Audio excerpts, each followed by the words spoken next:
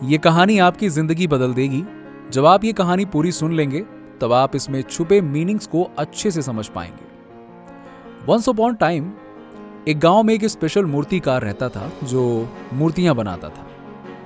उस मूर्तिकार की स्पेशलिटी ये थी कि वो पत्थरों की भाषा समझ पाता था और उन पत्थरों से बात कर पाता था।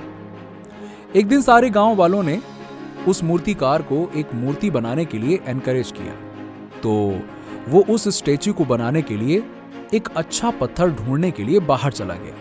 पूरे दिन जंगल में ढूंढने के बाद फाइनली उसने 2 पत्थर चुन लिए और उनको अपने साथ वापस ले आया। उन 2 पत्थरों में से एक को मूर्ख पत्थर और दूसरे को चतुर पत्थर कहा जाता था। मूर्तिकार ने सबसे पहले मूर्ख पत्थर को मूर्ति बनाने के लिए चुना और जैसे ही उसने हथौड़ी से उसको मारा वो पत्थर रो पड़ा। एक पत्थर का रोना सुन के मूर्तिकार चौंक गया और उसने अपना काम रोका और उस पत्थर से पूछा, अरे क्या हो गया, तुम रो क्यों रहे हो? रो मत। उस बेवकूफ पत्थर ने जवाब दिया, मत रो, अरे तुम ही तो मुझे इतना दर्द दे रहे हो और कहते हो मत रो। ये सुनने के बाद मूर्तिकार बोला, मैं तुम्हें एक बहुत खूबसूरत मूर्ति में बदल रहा हूं, उसके लिए तुम्हें यह टेम्पररी दर्द झेलना पड़ेगा। उस मूर्ख पत्थर ने जवाब दिया, अरे मैं इतना दर्द नहीं सहन कर सकता, प्लीज मुझे छोड़ दो और दूसरे पत्थर को चुनो।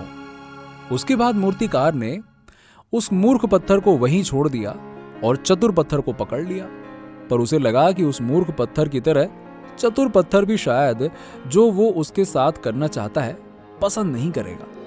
तो मूर्तिकार ने अपना काम शुरू करने से पहले उस समझदार पत्थर से पूछा, क्या मैं तुम्हें एक मूर्ति में बदल सकता हूं?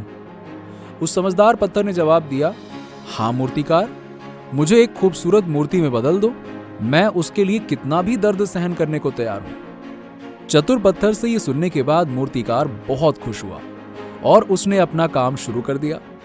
उसने अपनी छेनी और हथौड़ा उठाया और उस पत्थर को एक एक करके बहुत फोर्स के साथ मारना शुरू कर दिया, पर उस चतुर पत्थर ने सारा दर्द सहा और कुछ देर बाद उस पत्थर के बहुत सारे पार्ट्स भी कटे, पर फिर भी उसने मूर्तिकार की स्किल पर भरोसा किया और वो सब कुछ सहन करता रहा। एट लास्ट मूर्तिकार का काम खत्म हुआ और उसने चतुर पत्थर को एक बहुत खूबसूरत मूर्ति में यानी कि स्टैचू में सक्सेसफुली बदल दिया। एक दिन वो सारे गांव वाले आए और उस चतुर पत्थर को, जो अब एक खूबसूरत मूर्ति में बन चुका था, मूर्तिकार से लिया और उस मूर्ख पत्थर को भी वो अपने साथ गांव ले गए। गांव वालों ने उस खूबसूरत मूर्ति को मंदिर के सिंहासन पर रखा और उसे सोने की मालाओं और फूलों से सजाया गया और हर दिन उसकी पूजा करने लगे।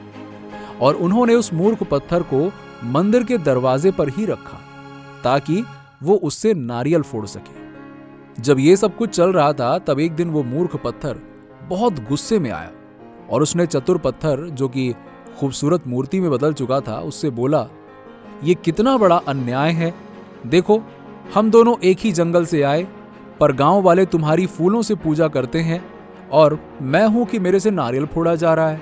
मुझे रोज इतने सारे दर्द से गुजरना पड़ता है, ये तो सरासर नाइंसाफी है।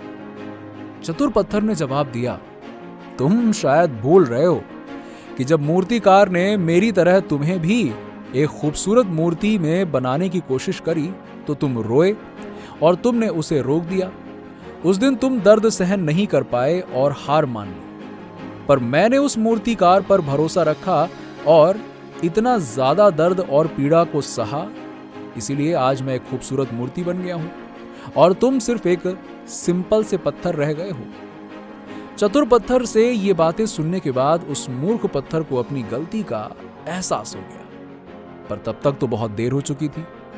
एज अ रिजल्ट उस मूर्ख पत्थर को अपनी पूरी जिंदगी पेन और सफरिंग में बितानी पड़ी। इस कहानी में अपने आप को पत्थर और भगवान को मूर्तिकार की जगह रखिए और पूरी कहानी के बारे में सोचिए।